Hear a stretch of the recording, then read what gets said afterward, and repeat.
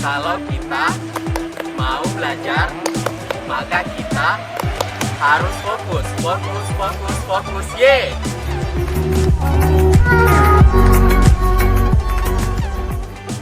Tepuk semangat Persiko, boy!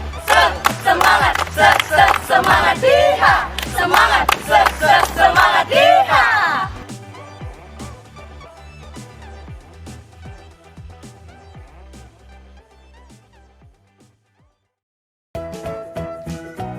Anak-anak, apakah kalian tahu tentang dongeng fabel? Nah, ciri-ciri dongeng fabel yang pertama yaitu menggunakan hewan atau binatang sebagai tokoh cerita. Nah, contohnya seperti pada gambar ya, ada tokoh kancil dan juga buaya. Anak-anak ibu yang hebat, di sini ibu mempunyai contoh dongeng fabel yang judulnya Kecerdikan Menumbuhkan Kebaikan.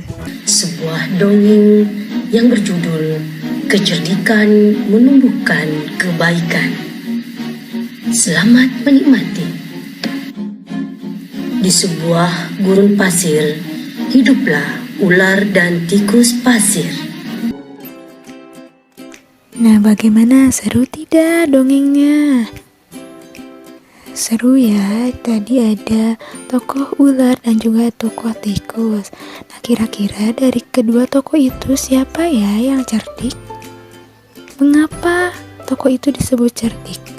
Tadi ular itu juga berpikir kalau tikus mati atau dimakannya, dia tidak ada teman untuk mencari makan.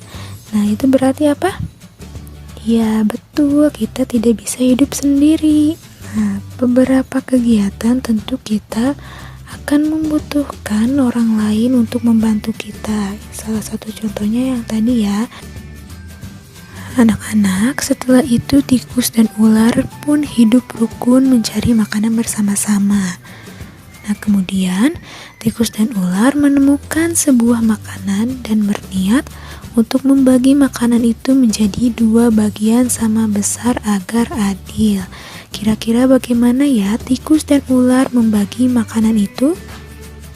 Dalam membagi sebuah benda atau yang tadi makanan ya, maka nanti kalian akan mengenal tentang pecahan. Nah, salah satu contoh pecahan yaitu ada pecahan 1/2.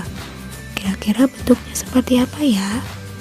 Coba kalian simak penjelasannya. Anak-anak, sekarang kita bahas simbolnya dulu ya. Misalnya kita memiliki 1 dibagi 2, maka kita tulis di sini 1/2. Nah, 1/2 adalah simbol dari bilangan pecahan, di mana 1 adalah pembilang dan 2 adalah penyebut. Coba kalian perhatikan. Di sini ibu punya 1 buah jeruk. Jeruk ini akan ibu bagi dengan salah satu teman ibu. Kita potong jeruk ini menjadi 2 bagian yang sama besar. Dari 2 potong jeruk itu, ibu dan teman ibu masing-masing mendapatkan 1/2 bagian. Jadi anak-anak, 1/2 adalah 1 dari 2 bagian yang sama besar. Coba sekarang kalian perhatikan gambar kue donat ini. Tikus dan ular agar hidup rukun, selain mencari makanan bersama, mereka juga selalu bernyanyi bersama, yang menjadi kesukaan keduanya. Nah, mereka sering menggunakan berbagai macam benda di sekitarnya yang menghasilkan bunyi untuk mengiringi mereka bernyanyi. Salah satu contohnya yaitu kentongan. Kita dapat membuat bunyi kentongan dengan berbagai macam. Anak-anak, apakah kamu pernah mendengar lagu Kalau Kau Senang Hati? Nah, sekarang kita akan bernyanyi bersama-sama tentang Kalau Kau Senang Hati. Siap ya? Di sini ibu akan menampilkan liriknya. Nanti kalian bisa menyanyikannya. Sebelumnya kalian juga sudah menyiapkan 2 buah pensil dan meja ya. Nanti kalian bisa menggunakan alat-alat tersebut ketika bernyanyi lagu Kalau Kau Senang Hati ini. Kita mulai ya. Kalau kau senang hati tepuk tangan. Kalau kau senang hati tepuk tangan. Kalau kau senang hati dan memangnya begitu, kalau kau senang hati tepuk tangan. Anak-anak, dari ketiga bunyi tadi, tepuk tangan, bunyi 2 pensil yang dipukul bersamaan, dan bunyi memukul meja, coba mana bunyi yang lebih keras dan mana bunyi yang lebih lemah suaranya. Coba kalian amati dan dengarkan lagi baik-baik ya. Anak-anak, ketika bunyi tadi bisa digabungkan dalam satu pola yang disebut dengan pola irama sederhana.